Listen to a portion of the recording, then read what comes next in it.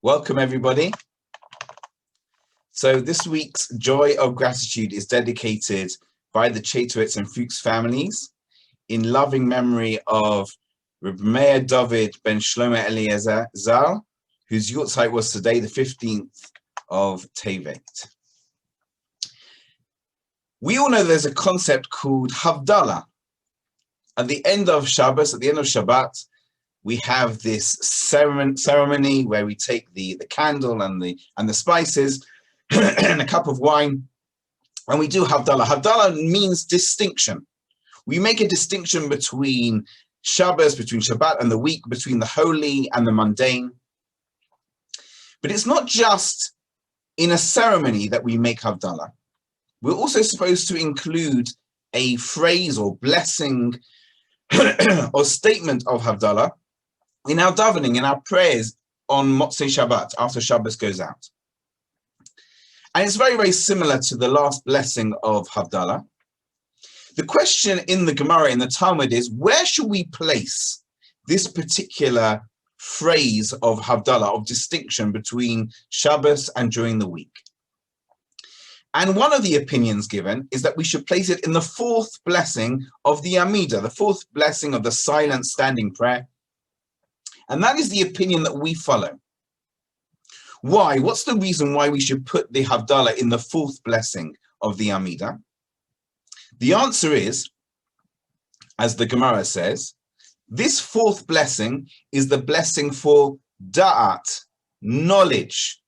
And as the Gemara says, im ein da'at Havdalah minayin.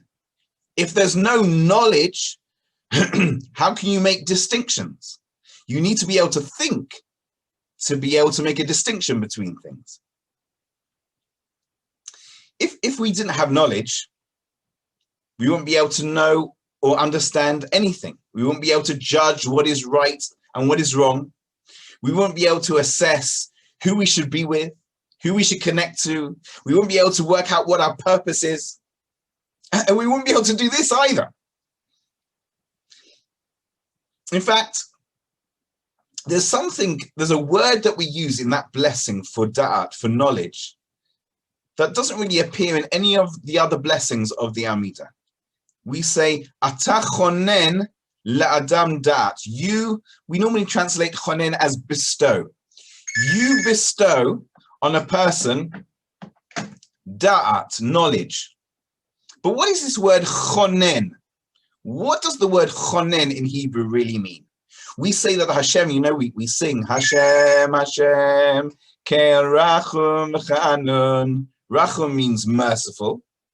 What is Chanun? When we say Hashem is Rachum, he's merciful, and Chanun, graceful. What does that word mean? They give different translations. What does it really mean?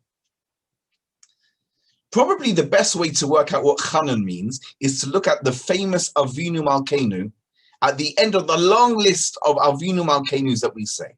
Avinu Malkeinu, Chaneinu Va'aneinu. Our Father, our King, Chaneinu, the same word, Va'aneinu, and answer us, Ki ein banu ma'asim, because we have no good deeds, or we don't have enough good deeds, meaning we don't deserve it. So please, Hashem, answer us. The word chonen means, I don't deserve it, but you're still giving it to me. Avinu Malkeinu, our Father, our King, chanenu, give it to us, even though we don't deserve it. So when we say, Ata chonen la'adam da'at, you Hashem bestow upon us, upon people, upon humanity, knowledge, we are essentially saying this is something that we don't deserve at all. Now, as we've been mentioning, in truth, we don't deserve anything. Nothing is ours by right.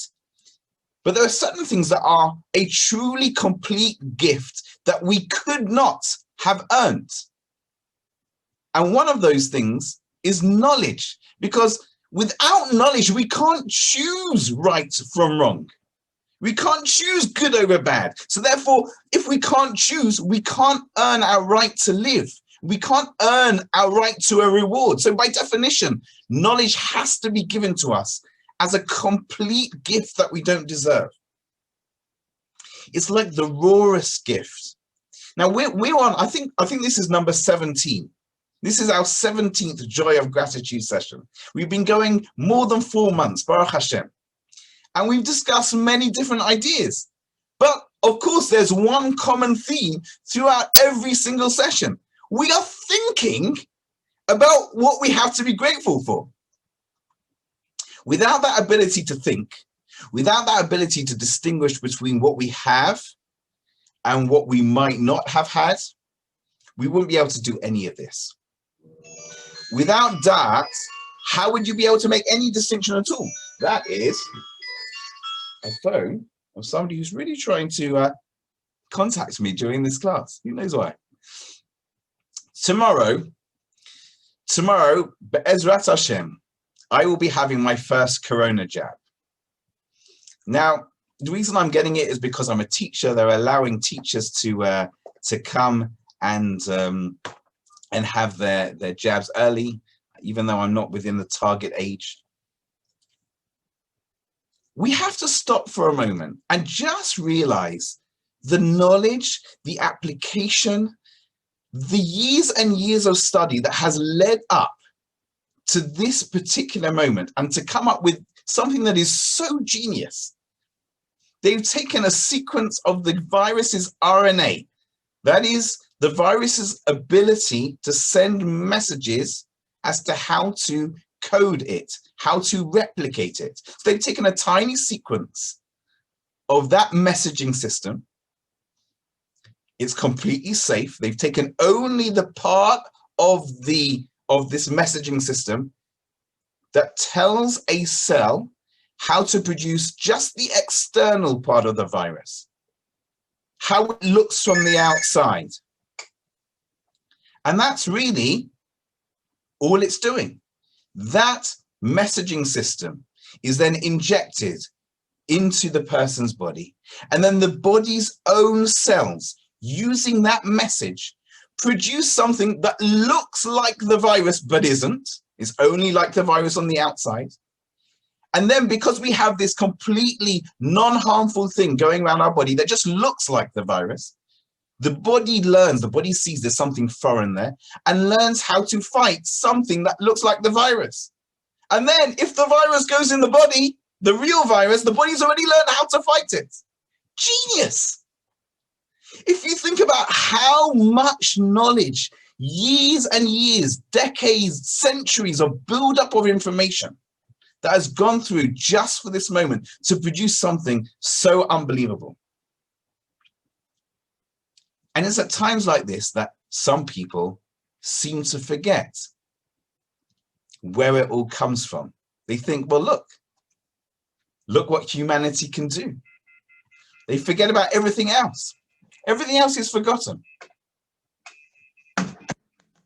What we have to remember at this point is that every single aspect of knowledge that has gone through to get to this point, every thought process, every application, every study, all comes from that initial gift of knowledge that Hashem has given us. So tomorrow, I mean, I've heard that some people have been making an actual blessing. I will not be. But tomorrow, as I go and get my Be'ezrat Hashem, as I go and get my jab, I will say what the Gemara tells us to say every time we go and get some medicine, which is the following phrase: Yihi ratzon ufanecha, may it be your will, Hashem Elokai, Hashem my God, sheyehei esek zeh, that this activity, this action that I'm doing, should be li refuah, should be for me as a healing, ki rofei chinam ata, because you are a free healer, meaning you heal even when we don't deserve it. Sounds like that knowledge. Hashem gives gifts even when we don't deserve it. So thank you so much for joining me. I hope that, I mean, I know it's just the end of the secular year, but I hope that as we change over to the new year, we have a year where all of this gift of knowledge leads us to a time where we can be free again, where we can go out and enjoy the world in a freer way. We can see people, we can mix without having to worry what we're catching or what we're giving. So that's my blessing for the secular new year. And please join me next week. And I'll tell you how it went. I'll tell you if my arm is still connected. Thank you.